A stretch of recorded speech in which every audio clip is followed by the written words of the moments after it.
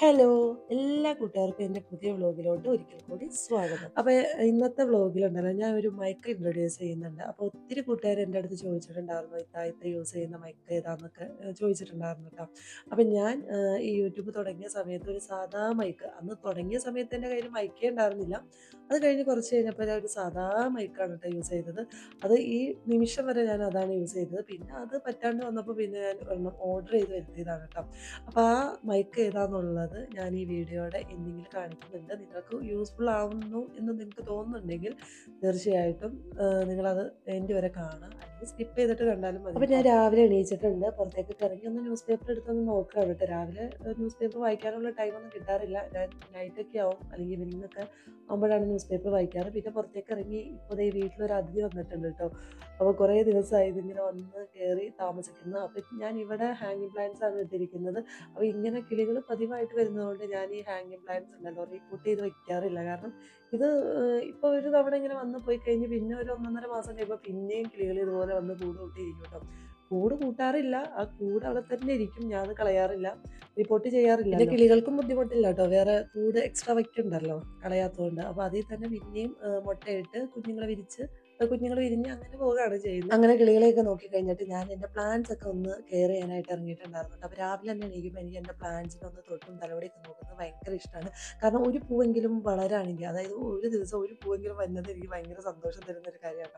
പിന്നെ ഞാൻ ഫ്രണ്ടിൽ ചെരുപ്പ് നോക്കിയിട്ട് ചെരുപ്പുണ്ടായിരുന്നില്ല കേട്ടോ. അപ്പോൾ പിന്നെ ബാക്ക് സൈഡിൽ പോയിട്ട് ഒരു ചെരുപ്പൊക്കെ എടുത്തുകൊണ്ട് അങ്ങനെ വന്ന് ഇപ്പോൾ ഈ സൈഡിലുണ്ടല്ലോ പ്ലാന്റ്സിലൊന്നും പൂക്കൾ അങ്ങനെ കാണത്തില്ല കേട്ടോ. കാരണം ഈ മരങ്ങളൊക്കെ ഇങ്ങനെ പൊങ്ങി വരുന്ന കാരണം തണലായപ്പോഴുണ്ടല്ലോ അതിലൊന്നും ഫ്ലവറിങ് ഒന്നും കാര്യമായിട്ട് ഇല്ല. പിന്നെ ഞാൻ ഇവിടെ കുറച്ച് പ്ലാന്റ്സ് ഒക്കെ വെച്ചിട്ടുണ്ടായിരുന്നു. അപ്പോൾ ഇവിടെ ഒരു ചെറിയൊരു സ്റ്റാൻഡ് ഉണ്ട് കേട്ടോ. അപ്പോൾ ഈ സ്റ്റാൻഡ് പണ്ട് എവിടുന്നോ കിട്ടിയതാണ്. അപ്പോൾ ഞാൻ അതിൽ പെയിൻ്റ് ഒക്കെ അടിച്ചിട്ട് ഇങ്ങനെ വെച്ചതാട്ടോ. അതിൽ ചെറിയ പോട്ട്സ് ഒക്കെ വെച്ച് സെറ്റ് ചെയ്തിട്ടുണ്ട്. അപ്പോൾ ഞാൻ അതിൻ്റെ ഉള്ളിലൊക്കെ നോക്കിയപ്പോൾ ഉണ്ടല്ലോ ചെറിയ പുല്ലുകളൊക്കെ ഉണ്ടായിരുന്നു. ഈ പുല്ലുകൾ ഇരിക്കുമ്പോൾ ഉണ്ടല്ലോ ഭയങ്കര ഒരു എന്തോ പോലെ ആ പ്ലാന്റ്സിന് എന്തോ വളരാനുള്ള ഒരു ബുദ്ധിമുട്ട് പോലെ കേട്ടോ. കാരണം അതിൻ്റെ വളമൊക്കെ ഈ പുല്ലൊക്കെ ഇങ്ങനെ വലിച്ചെടുക്കുമ്പോൾ അതിനൊരു ബുദ്ധിമുട്ടാണ് വളരാനായിട്ട്. പിന്നെ അതിലെ കൊച്ചു പുല്ലൊക്കെ പറിച്ച് കളഞ്ഞ് അതൊക്കെ ഒന്ന് കെയർ ചെയ്തിട്ട് ഞാൻ വേഗം അകത്തേക്ക് പോവാണ്. ഇനി രാവിലത്തെ ബ്രേക്ക്ഫാസ്റ്റ് ലഞ്ചൊക്കെ ഉണ്ടാക്കിയിട്ട് വേണം കുട്ടികളെ സ്കൂളിലേക്ക് വിടാനായിട്ട്. അങ്ങനെ എൻ്റെ രാവിലത്തെ പരിപാടികളൊക്കെ ഓരോന്നായി തുടങ്ങാനുണ്ട്. അപ്പോൾ കുറച്ച് എഗ്ഗ് മേടിച്ച് വെച്ചിട്ടുണ്ട്. അപ്പോൾ അതിലൊരു ട്രൈയിലാട്ടോ എഗ്ഗ് മേടിച്ചത്. അപ്പോൾ ട്രൈയിൽ എഗ്ഗ് ആകെ മുഷിഞ്ഞിരിക്കുകയായിരുന്നു. എനിക്കിങ്ങനെ എഗ്ഗ് മുഷിഞ്ഞിരിക്കും വേണ്ടല്ലോ, വല്ലാത്തൊരു ബുദ്ധിമുട്ട്. അപ്പോൾ ഞാൻ അത് കൊണ്ടുവന്ന പാടെ തന്നെ ഒന്ന് കഴുകി വെക്കാൻ കേട്ടോ. കഴുകിയിട്ട് അതൊന്ന് ഡ്രൈ ആക്കിയിട്ടാണ് ആ പോട്ടിലേക്ക് വെക്കുന്നത്. അപ്പോൾ എനിക്ക് ഈ പോട്ടുള്ളത് കൊണ്ട് ഞാൻ എഗ്ഗൊക്കെ അതിലാട്ടോ സ്റ്റോർ ചെയ്ത് വെക്കുന്നത്. ഫ്രിഡ്ജിൽ വെക്കുന്നത് എനിക്കിഷ്ടമല്ല. എന്താണെന്നറിയില്ല, ഞാൻ പണ്ട് തുടങ്ങി ഫ്രിഡ്ജിൽ അങ്ങനെ സൂക്ഷിക്കാറില്ല കേട്ടോ. അതങ്ങനെ എടുത്ത് വെക്കും. പിന്നെ ഇത് നമ്മൾ ഡെയിലി ഇങ്ങനെ യൂസ് ചെയ്യുമ്പോൾ തന്നെ അതങ്ങോട്ട് തീർന്നു പോകും. പിന്നെ ഒരുപാട് നാളത്തേക്കൊന്നും ഉണ്ടാവില്ലല്ലോ, ഒരുപാട് ദിവസത്തേക്കൊന്നും ഉണ്ടാവാറില്ല. അപ്പോൾ ഞാൻ അതൊക്കെ എടുത്ത് വെച്ച് കഴിഞ്ഞ് എൻ്റെ രാവിലത്തെ ബ്രേക്ക്ഫാസ്റ്റ് അങ്ങോട്ട് ഉണ്ടാക്കാമെന്ന് വിചാരിച്ചു കേട്ടോ. അപ്പോൾ തലേന്ന് മേടിച്ച മട്ടനാട്ടോ. അപ്പോൾ കുറച്ചെടുത്ത് 1 കിലോ മട്ടനോളം ഉണ്ടായിരുന്നു. അപ്പോൾ തലേന്ന് കൊടുത്തിട്ടുണ്ടായിരുന്നു. അപ്പോൾ പിന്നെ കുറച്ചെടുത്ത് ഞാൻ ഇന്നത്തേക്കും അങ്ങോട്ട് എടുക്കുകയാണ് കേട്ടോ.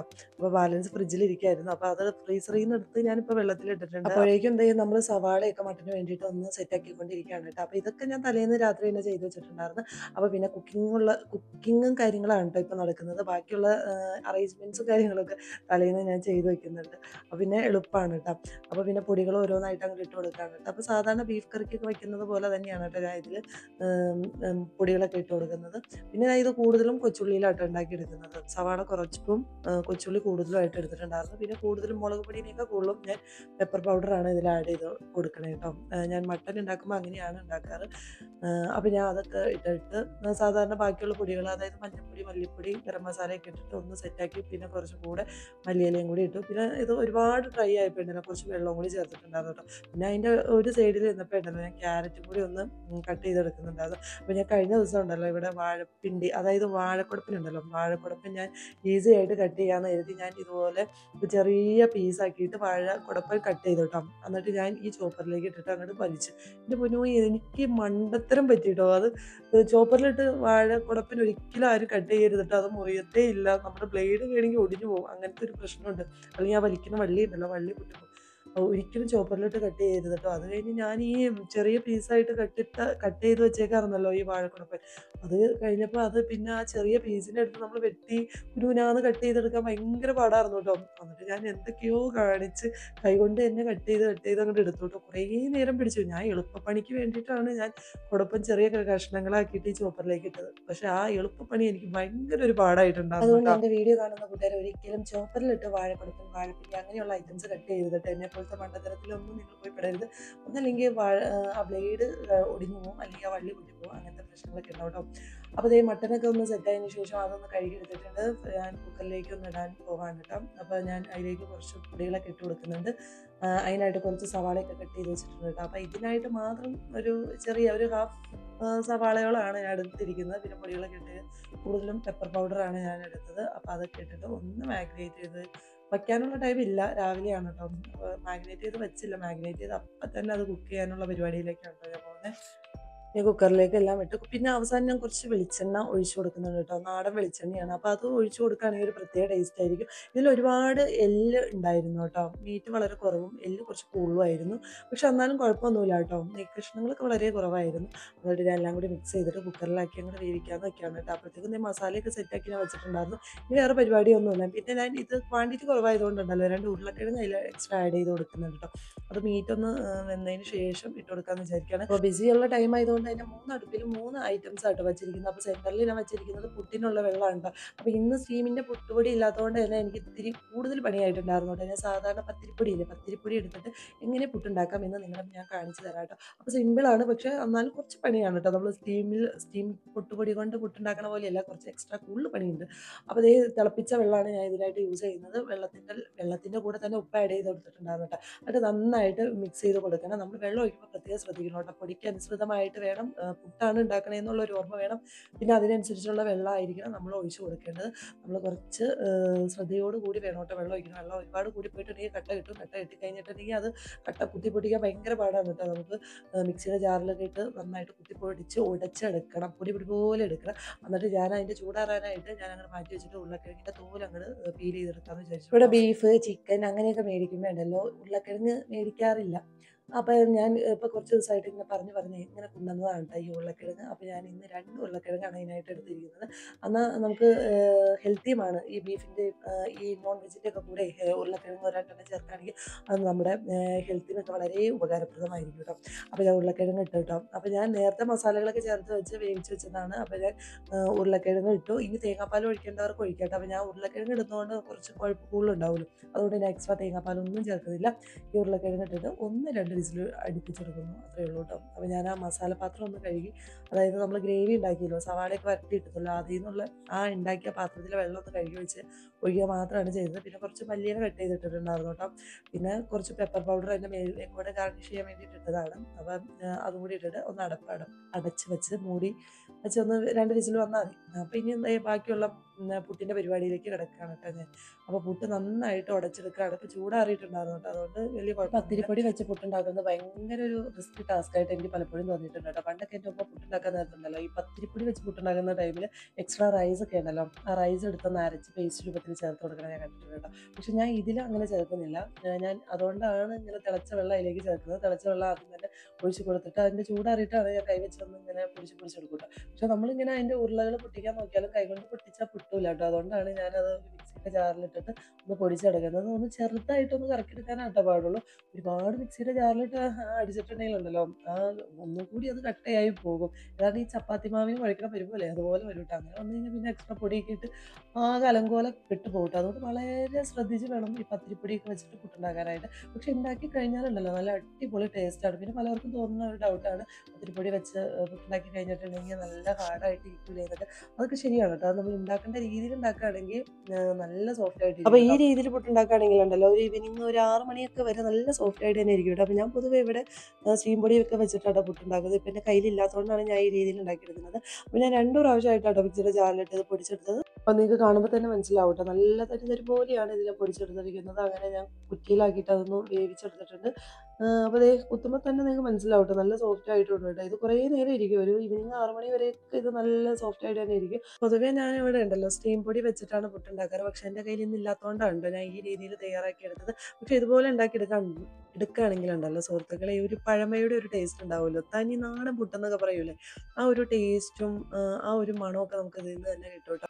അങ്ങനെ അതേ എൻ്റെ മട്ടൻ കറി റെഡി ആയിട്ടുണ്ട് കേട്ടോ. അപ്പം ഞാൻ അപ്പുറത്തെ സ്റ്റൗവിൽ നിന്ന് എടുത്ത് ഇപ്പുറമായിട്ട് വെച്ചിട്ടുണ്ട്. അപ്പോൾ കൊഴുപ്പ് കൂടാൻ വേണ്ടി ഞാൻ കുറച്ച് ഉരുളക്കിഴങ്ങ്, അതായത് 2 ഉരുളക്കിഴങ്ങ് അതിലേക്ക് ചേർത്ത് കൊടുത്തിട്ടുണ്ട്.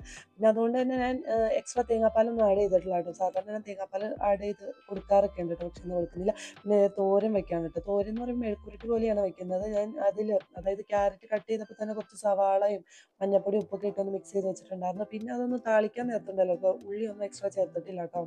അപ്പോൾ ഒരു മെഴുക്ക് പുരട്ടി പോലെ തന്നെ നാടൻ രീതിയിൽ. പക്ഷെ എന്നാൽ ഞാൻ തേങ്ങ പൊടിച്ച്, അതായത് തേങ്ങ ചിരണ്ടിയിട്ട് അത് പൊടി പൊടി പോലെ ചിരണ്ടി എടുത്തിട്ട് അതും ചേർത്ത് കൊടുക്കുന്നുണ്ട് കേട്ടോ. അപ്പോൾ ഇതിനെ മെഴുക്ക് പുരട്ടി എന്ന് പറയേണ്ടവർക്ക് മെഴുക്ക് പുരട്ടി എന്നും പറയാം, തോരൻ എന്ന് പറയണമെങ്കിൽ തോരൻ എന്നും പറയാം കേട്ടോ. കാരണം ഞാനിതിൽ തേങ്ങ അവസാനം ചേർത്തതുകൊണ്ട് അത് മെഴുക്ക് പുരട്ടി എന്നുള്ളത് ഒരു തോരൻ ഫോമാറ്റിലേക്ക് ആയിട്ടുണ്ട്. ഇവിടെ ഞാൻ നോൺ വെജ് വെച്ച് കഴിഞ്ഞാലുണ്ടല്ലോ, അത് പ്രത്യേകിച്ച് കുക്കറിലാണ് വെക്കുന്നതെങ്കിൽ അത് വിസിൽ കഴിഞ്ഞിട്ട്, അതായത് വിസിൽ അടിച്ച് കഴിഞ്ഞാൽ നമ്മൾ ഗ്യാസ് ഓഫ് ചെയ്ത് വെക്കുമല്ലോ, എന്നിട്ട് അതിൻ്റെ അടപ്പ് ഞാൻ ഊരി വെക്കാറില്ല കേട്ടോ. ആ അടപ്പിൽ തന്നെ ഇരിക്കും. അപ്പോൾ ബാക്കിയുള്ള വിസിലിൽ ഇരുന്ന് ആ ചാറൊക്കെ ഒന്നും കൂടി കുറുക്കി എടുക്കാമല്ലോ. അതുകൊണ്ട് കുറച്ച് ബ്ലാക്ക് ടീ ഉണ്ടാക്കണം. അപ്പോൾ അതിനായിട്ട് വെള്ളം വെച്ചിട്ട് പനിക്കൂർക്കയുടെ ഇല കട്ട് ചെയ്തെടുക്കാണ് കേട്ടോ. പിന്നെ ഇങ്ങനെയുള്ള സാധനങ്ങൾ, പനിക്കൂർക്കയില, തുളസിയുടെ ഇല, അതൊക്കെ എൻ്റെ കിച്ചണോട് ചേർന്നാട്ടോ വെക്കുന്നത്. പിന്നെ അപ്പുറത്തെ സൈഡിൽ ഞാൻ വെച്ചിട്ടുണ്ട്. പക്ഷെ ഞാൻ ഈ കിച്ചണോട് ചേർന്നിരിക്കുന്ന ചട്ടിയിൽ നിന്നാട്ടോ ഞാൻ ഇതൊക്കെ പറിച്ചെടുക്കുള്ളൂ. കാരണം നമുക്ക് എളുപ്പത്തിന് വേണ്ടിയിട്ടാണ്.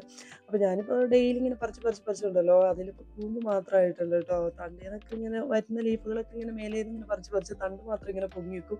മുകളിൽ ഒരു കുഞ്ഞു കൂമ്പായിട്ടും ഇങ്ങനെ. കഴിഞ്ഞ കുറേ ദിവസമായി പനിയൊക്കെ വന്നു കഴിഞ്ഞപ്പോൾ ഉണ്ടല്ലോ, ഞാൻ ബ്ലാക്ക് ടീ ഉണ്ടാക്കുമ്പോൾ അതിൽ ഇങ്ങനെ പനിക്കൂർക്കയുടെ ഇലയിട്ട് ഇങ്ങനെ വെള്ളം കുടിക്കും, ചായയും കുടിക്കും.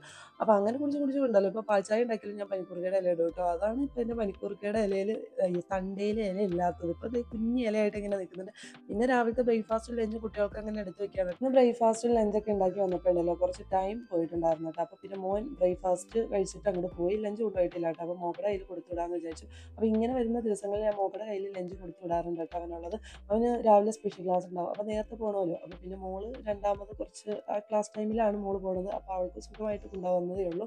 അപ്പോൾ അവൻ കഴിച്ചിട്ട് പോയിട്ടുണ്ടായിരുന്നു കേട്ടോ. പിന്നെ രണ്ടുപേർക്കും കൂടി ഉള്ളത് ഒരുമിച്ച് അങ്ങനെ കെട്ടി വെച്ചിട്ടാണ് അവർക്ക് കൊടുക്കുന്നത്. ഇവരെ സ്കൂളിലേക്ക് പറഞ്ഞയച്ചതിന് ശേഷം ഞാൻ വളരെ ബിസി ആയിരിക്കും. കാരണം ക്ലീനിങ്ങും കാര്യങ്ങളൊക്കെ ഉണ്ടാവും കേട്ടോ. അപ്പോൾ അതൊക്കെ ചെയ്ത് വരുമ്പോഴത്തേക്കും ഒരു ടൈം ആയിട്ടുണ്ടാവും.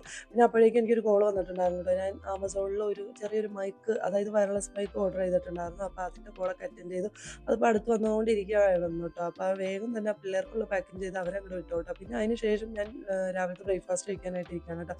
അപ്പോൾ പൊതുവെ വീട്ടിലിരിക്കുന്ന സ്ത്രീകൾക്ക് അത്യാവശ്യം ജോലികളൊക്കെ ഉണ്ടാവും കേട്ടോ. അത് എവിടെ നിന്നാണ് പണി വന്നേന്ന് അറിയാൻ പറ്റില്ല. പക്ഷേ ഈ ജോലിക്ക് പോകുന്ന സ്ത്രീകളുണ്ടല്ലോ, അവർ അന്ന് അത്യാവശ്യം വീട്ടിലെ ജോലികളും ചെയ്യും, അന്ന് പുറത്തേക്കും പോകും. പക്ഷേ അവർ പുറത്തേക്ക് പോകുമ്പോൾ ഉണ്ടല്ലോ, വീട്ടിലെ എല്ലാ ജോലികളും കംപ്ലീറ്റ് ചെയ്തിട്ട് പെർഫെക്ഷനിലാണ് പോകുന്നത്. അങ്ങനെയല്ല, അവർ അത്യാവശ്യം ജോലികളും ചെയ്യും, എന്നാൽ ജോലിക്കും പോകും. എന്നാൽ വീട്ടിലിരുന്നാലുണ്ടല്ലോ എവിടെ നിന്നൊക്കെയാ പണി വന്നേന്ന് അറിയാൻ പറ്റില്ല കേട്ടോ. എനിക്ക് പേഴ്സണലി തോന്നിയിരിക്കുന്ന കാര്യങ്ങളാണ് കേട്ടോ. അത് വീട്ടിലിരുന്ന് ഹൗസ് വൈഫൊക്കെ ആയിട്ട് ഇരിക്കുന്ന ആളുകൾക്ക് ഞാൻ പറയുന്നതുമായിട്ട് കൂടുതൽ കണക്ട് ചെയ്യാൻ പറ്റും. അങ്ങനെ തന്നെ രാവിലത്തെ ബ്രേക്ക്ഫാസ്റ്റ് കഴിക്കുകയാണ് കേട്ടോ. അപ്പോൾ ഡെലിവറി ഒക്കെ കഴിഞ്ഞിട്ടുണ്ടല്ലോ, പൂച്ച ദേ ഇങ്ങനെ വന്ന് ഇരിക്കുന്നുണ്ട്. അപ്പോൾ എൻ്റെ കുഞ്ഞിപ്പൂച്ചകളെയൊക്കെ ഇപ്പോൾ എവിടെയാണെന്ന് പോലും എനിക്കറിയില്ല കേട്ടോ. ഞാൻ രാത്രി ഇങ്ങനെ പുറത്തെടുത്ത് വെച്ചതാണ്. അതായത് ടെറസിൻ്റെ മേലേക്ക് ആയിട്ട് ഇങ്ങനെ മാറ്റി വയ്ക്കും കേട്ടോ. അപ്പോൾ കുഞ്ഞിപ്പൂച്ചകളെ എടുത്തുകൊണ്ട് ഇത് എങ്ങടാ പോയെന്ന് അറിയില്ല. പിന്നെ അതേ ഒരു കുഞ്ഞിപ്പൂച്ച ചത്തെടുക്കുന്നുണ്ടായിരുന്നു കേട്ടോ. ഞാൻ കഴിഞ്ഞ ദിവസം ഒരു ഷോർട്സ് ഇട്ടിട്ടുണ്ടായിരുന്നല്ലോ. അപ്പോൾ അന്നത്തെ ദിവസം തന്നെ ഒരു പൂച്ച അതിലിങ്ങനെ ബ്ലഡൊക്കെ തുപ്പിയിട്ട് ഇങ്ങനെ കിടക്കുന്നുണ്ടായിരുന്നു കേട്ടോ. പിന്നെ 2 കുഞ്ഞിപ്പൂച്ചകളെ കാണാനില്ല. തള്ള എടുത്ത് എവിടെയെങ്കിലും കൊണ്ടുപോയി വെച്ചിട്ടുണ്ടാവും. പിന്നെ അതേ എൻ്റെ കൊറിയർ വന്നു കേട്ടോ. കൊറിയർ വന്ന് ഞാനത് പൊട്ടിച്ചെടുക്കുകയാണ്. നല്ല അടിപൊളി പ്രോഡക്റ്റാണ് കേട്ടോ. അപ്പം നിങ്ങൾ ഈ ബിഗിനേഴ്സ് ആയിട്ടുള്ള ആളുകളൊക്കെ കൂടുതലും ഇതുപോലത്തെ മൈക്ക് യൂസ് ചെയ്യാനാണ് ഞാൻ പറയുള്ളൂ. കാരണം ഒത്തിരി വലിയ മൈക്കൊക്കെ കിട്ടും. പക്ഷെ അതൊക്കെ ഈ ബിഗിനേഴ്സ് മേടിക്കുന്നത് വലിയ സ്യൂട്ടബിൾ ആവില്ല എന്നാണ് എനിക്ക് തോന്നിയിരിക്കുന്നത്. അപ്പം ഞാൻ ഈ തവണ ഓർഡർ ചെയ്തിരിക്കുന്ന മൈക്ക് എന്ന് പറയുന്നത് ഗ്രനാറോ എന്ന് പറയുന്ന ഒരു ബ്രാൻഡിൻ്റെയാണ് കേട്ടോ. അടിപൊളി പ്രോഡക്റ്റാണ്. ഞാൻ ആമസോണിൽ നിന്ന് ഓർഡർ ചെയ്ത് മേടിച്ചതാണ് കേട്ടോ. 720, അതായത് 720 റേറ്റായി. നല്ല അടിപൊളിയാണ്. നമുക്കൊരു 10-20 മീറ്റർ നിന്നാലും ഡിസ്റ്റൻസിൽ നിന്നാലും നന്നായിട്ട് റെക്കോർഡ് ചെയ്ത് നല്ല സൗണ്ട് ക്ലാരിറ്റിയോട് കൂടി കിട്ടും കേട്ടോ. പിന്നെ നമുക്ക് എക്സ്ട്രാ വരുന്ന സൗണ്ട് നോയ്സൊക്കെ അവോയ്ഡ് ചെയ്യും ഈ മൈക്ക്. അപ്പോൾ ഞാൻ ഇതിന് മുമ്പ് യൂസ് ചെയ്തത് വെലോമാക്സ് എന്ന് പറയുന്ന ഒരു ബ്രാൻഡിനെയാണ്. അത് അത്യാവശ്യം നല്ലതാണ് കേട്ടോ. അതിൻ്റെ റേറ്റ് വന്നിട്ട് 620, 620 ആ റേറ്റിലാണ്. അപ്പോൾ ഇതിൻ്റെ പാക്കിങ്ങിൽ വന്നിരിക്കുന്നത് ഒരു മൈക്ക്, റിസീവർ, പിന്നെ ചാർജിങ് കേബിളും വന്നിരിക്കുന്നുണ്ട്. ഇതുപോലെ തന്നെയായിരുന്നു കേട്ടോ വെലോമാക്സിലും, ഒരു റിസീവർ, മൈക്ക്, അതിൻ്റെ ചാർജിങ് കേബിൾ. അപ്പോൾ മൈക്കിൻ്റെ ചാർജ് തീരുന്നതനുസരിച്ച് നമുക്ക് ഈ കേബിൾ ഉപയോഗിച്ച് റീചാർജ് ചെയ്ത് യൂസ് ചെയ്യാവുന്നതേ ഉള്ളൂ കേട്ടോ. അപ്പോൾ നല്ല അടിപൊളി ക്വാളിറ്റിയിലാണ് ഇത് വന്നിരിക്കുന്നത്. അപ്പം നമ്മൾ ഈ ബിഗിനേഴ്സ് ആയിട്ടുള്ള ആളുകൾക്കുണ്ടല്ലോ വളരെ യൂസ്ഫുൾ ആയിരിക്കും. നമ്മളൊരു ഷോപ്പിലൊക്കെ പോയി ഒരു മൈക്ക് എടുക്കുമ്പോഴല്ലോ അത്യാവശ്യം ഒരു 2000, 2500 അതൊക്കെയാണ് സ്റ്റാർട്ടിംഗ് ആയിട്ട് വരുന്നത്. അപ്പോൾ എല്ലാവർക്കും അഫോർഡബിൾ ആയിട്ടുള്ള റേറ്റിൽ നല്ല ബ്രാൻഡ്സിൻ്റെ വേണമെന്നൊക്കെ കൺഫ്യൂഷൻ ഉണ്ടാവില്ല. അപ്പോൾ നിങ്ങൾ എന്തായാലും ഇതുപോലെ ഓൺലൈനിൽ മേടിക്കാൻ നോക്കാം. അപ്പോൾ ഓൺലൈനിൽ മേടിക്കുമ്പോൾ പലപ്പോഴും പലർക്കും പല കൺഫ്യൂഷനാണ്, നല്ലതാണോ എങ്ങനെയാണെന്നുള്ള ഒരു കൺഫ്യൂഷൻ ഉണ്ടാവട്ടെ. എനിക്ക് പലപ്പോഴും തോന്നിയിട്ടുണ്ട്. പക്ഷെ ഞാൻ യൂസേജ് ചെയ്തിട്ട് എനിക്കിത് രണ്ടും, അതായത് ഗ്രെനോറിയോയുടെ ബ്രാൻഡുകളുടെ ഞാനിപ്പോൾ യൂസ് ചെയ്തുകൊണ്ടിരിക്കുന്നുണ്ട്, വലിയ കുഴപ്പമില്ല. അതുപോലെ വെലോമാക്സും അത്യാവശ്യം നല്ലതാണ് കേട്ടോ. ഒരു ബിഗിനേഴ്സിനെ സംബന്ധിച്ചിടത്തോളം കണ്ണടിച്ച് പൂട്ടി മേടിക്കാവുന്ന 2 ബ്രാൻഡ്സുകളാണ് ഞാനിപ്പോൾ ഈ വീഡിയോയിൽ ഉൾപ്പെടുത്തിയിരിക്കുന്നത്. അപ്പോൾ എപ്പോഴും വയർലെസ് മൈക്ക് മേടിക്കുന്നതായിരിക്കും ഒരു യൂട്യൂബറിനെ സംബന്ധിച്ചിടത്തോളം ഏറ്റവും നല്ലത്. പിന്നെ നമുക്ക് ഇൻഡോർ ഷൂട്ട് ചെയ്യുമ്പോഴും ഔട്ട്ഡോർ ഷൂട്ട് ചെയ്യുമ്പോഴും സെപ്പറേറ്റ് മൈക്ക് ആയിരിക്കും കേട്ടോ. അത് പ്രത്യേകം ശ്രദ്ധിക്കാനുണ്ട്. അപ്പോൾ അതൊക്കെ ശ്രദ്ധിച്ച് നിങ്ങൾ മൈക്ക് മേടിക്കും. അപ്പോൾ ഞാൻ ഇന്നത്തെ വ്ലോഗ് ഇവിടെ സ്റ്റോപ്പ് ചെയ്യാണ് കേട്ടോ. അപ്പോൾ നിങ്ങൾക്ക് എല്ലാവർക്കും എൻ്റെ വ്ലോഗ് ഇഷ്ടപ്പെടുന്നുണ്ടെങ്കിൽ തീർച്ചയായും ചാനൽ ഒന്ന് ഫോളോ ചെയ്തിട്ട് എന്നിട്ട് സപ്പോർട്ട് ചെയ്യുക. ഇനി മറ്റൊരു വ്ലോഗായിട്ട് വരാം. അതുവരേക്കും എല്ലാവർക്കും ഓക്കെ, ബൈ.